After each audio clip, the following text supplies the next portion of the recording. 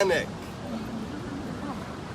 The word panic comes from the word pan, because when you are walking through the woods and suddenly you hear this. No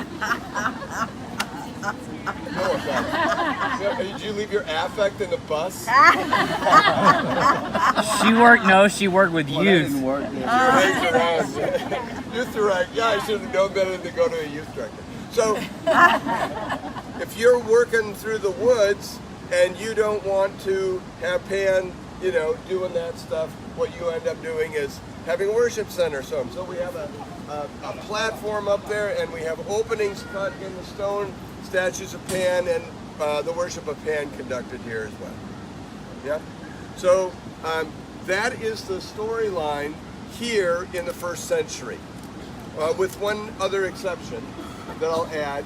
Eusebius, the church father, says that when the ancients looked at the opening with the water pouring out of the cave, they said this must be the gateway to somewhere special, the entryway to somewhere special, and concluded this is the entryway to the underworld, the gate to Hades.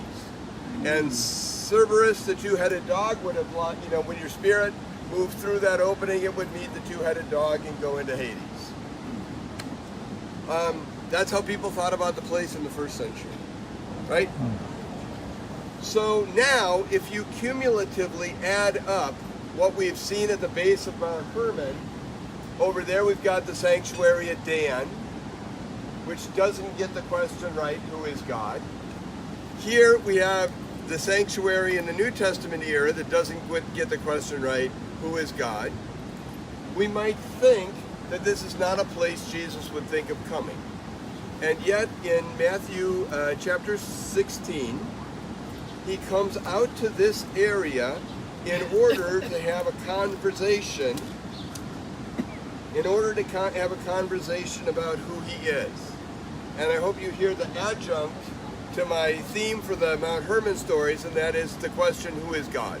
Is a question that surfaces out here. So let's listen in with all of that context and see what he does. When Jesus came to the region of Caesarea Philippi, notice he isn't necessarily at Caesarea Philippi, but he is in the southern Mount Hermon southern base area, which means he is in the place that struggles to answer the question, well, who is God? And given what you know about his strategy of saying, I'm going to take these individuals, my students, to places so that I can build a relationship between lesson and landscape, this might be a good place to talk about the identity of God. They replied, so he asked the disciples, who do people say the Son of Man is? Son of Man, we have seen, Daniel 7, is a title that's associated with Mashiach, the Messianic arrival of the deliverer. And so he's really suggesting the answer in the question. Who do people say the Son of Man, the deified, is? They replied, some say John the Baptist, others Elijah, still others Jeremiah or one of the prophets. What I find interesting about the answer is they just walked a whole day out of the Sea of Galilee basin, and every one of these answers doesn't belong here but down there. Those are answers that people would have been giving to the question remotely, but not here. And I think his point was to draw them into the space and to help them deal with the question up here. He doesn't correct, but goes on to say, what about you? Who do you say that I am? And so these questions of identity that I see sort of base of Mount Hermon are vital. Peter gets it. Peter realizes that the answers they've been giving are incomplete and remote, and so he brings one much closer. He says, you are the Messiah, the Son of the living God. There are two elements to that answer, one of which says, I believe you are the fulfillment of Old Testament expectation delivered.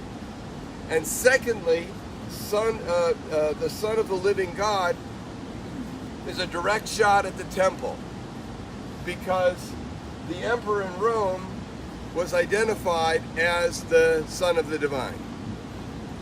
And so it's negating that and assigning that title to Jesus. You are the Christ, the Messiah, the Son of the living God. Folks, that is an answer that has not been in this place in our whole read of Hebrew Bible Old Testament. Never once has anyone really gotten that right at the base of Mount Hermon. Peter is the first one to articulate an accurate summary description of who the divine is.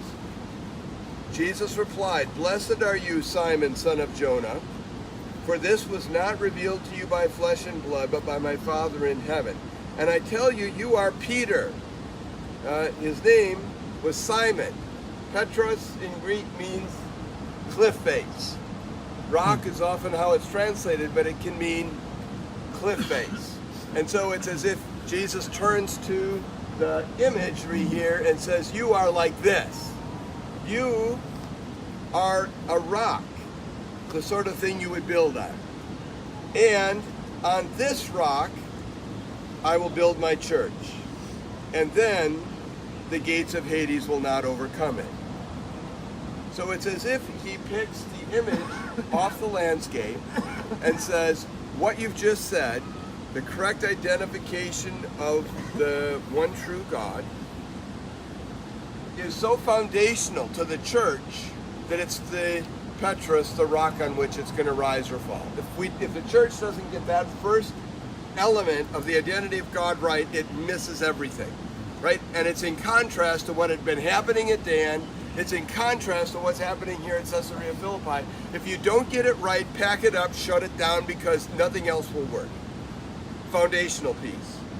If you get that right, then not even gates of Hades, which I would say is a metaphor for death itself, the most powerful element in the human experience, the one that undercuts our feet, all of us, the one that none of us can escape, not even that can undo it. But if you don't get the first part right, you don't get the rest of that right. Here it is one more time. Blessed are you, Simon, son of Jonah, for this was not revealed to you by flesh and blood, but by my Father in heaven. And I tell you, you are Peter. And on this rock, not that one, the one that has got the pagan sanctuary on it, but this one, the one that the correct identification of the one true God. On this rock I'll build my church, and then the gates of Hades, death itself, can't overcome. There's nothing more powerful than that. So you run the table to the most challenging thing you would face in humanity, in the human experience, and say, well, if that can't overcome it, then nothing else this side of death can. So it's a really powerful statement, and notice where he chooses to do it. This is a conversation that could have gone on in the Galilee Basin, a question about identity. But he comes to a space that throughout the whole Hebrew Bible Old Testament, Dan and beyond, has not been able to get this right. We talked about that at Dan. And he comes to this place where the pagan sanctuary of Philip and Herod the Great and Philip is still not getting it right, and says, let's get one thing straight before I head back to Jerusalem last time. Let's get it right up here. And he then memorializes the confession that Peter makes by wrapping it into the view. Watch this. The next chapter, 17. Transfiguration. I know that the Church of the Transfiguration is located on the top of Mount Tabor, and it's a really wonderful place to go and visit, but I don't think the geographical indicators suggest that's the place. In Matthew 16:13 and Mark 8:27, the text places us in the region of Caesarea Philippi. And then the transfiguration occurs in both accounts. And then in Matthew 17:22, they went to Galilee. Mark 9:30, they left that place and passed through Galilee. If you're at Mount Tabor, you're already in Galilee for the transfiguration. So the geographic indicators are, we're up here, the event occurs, and then we go Galilee. So Mount Tabor, even though it has a 4th century Byzantine tradition, doesn't work for me. Not with that geographic evidence that leaves me up here. Matthew and Mark both say this event occurs on a high mountain. You know the propensity of the biblical authors, Matthew and Mark in particular, to not give proper names for rising terrain, but just use adjectives for them. And when you look at Mount Meron as the second place finisher in the north at 3,950 some feet, it in no way competes with 9,232 and a 96 feet in length and 270 square miles in dimension. There's just nothing like Mount Hermon. So the language suggests to me we're here. So both the lead up, which regionally puts us here, and the identification with very high mountain, that phrase puts me here. So you've got to ask the question, why here? I think you know where I'm leaning with this. Because he wants to certify the problem, he wants to certify the answer that Peter gave to make sure this region gets right what it had long gotten wrong. After 6 days, I'm in Matthew 17, Jesus took with him Peter, James, and John, and went up a very high mountain by themselves. That doesn't mean they have to summit. It just means they're on the higher elevations. There he was transfigured before them, face shining like the sun, clothing as white as the light. And just then, there appeared before them Moses and Elijah talking with Jesus. And Peter said to Jesus, Lord, it's good for us to be here. If you wish, I will put up 3 shelters, one for you, one for Moses, one for Elijah. And while he was still speaking, a bright cloud covered them, and a voice from the cloud said, what question has been the Mount Hermon question? Who is God? And the voice from the cloud said, this is my son whom I love. With him I am well pleased. Listen to him. We keep coming back to it up here. And that's not the last time. There's 2 more. We'll save them for our next time. But the idea is we have Jesus intentionally bringing people here to have the conversation about identity because it is a place that is misconstrued, divine identity. We have the transfiguration occurring here because it's a place that has struggled to get the divine identity right, and you're going to anchor it here before you go to Jerusalem. And that's why I think the location for Matthew 16 and 17 is here, and it is no accident. Both of those events are about divine identity, and this place sorely needed that conversation.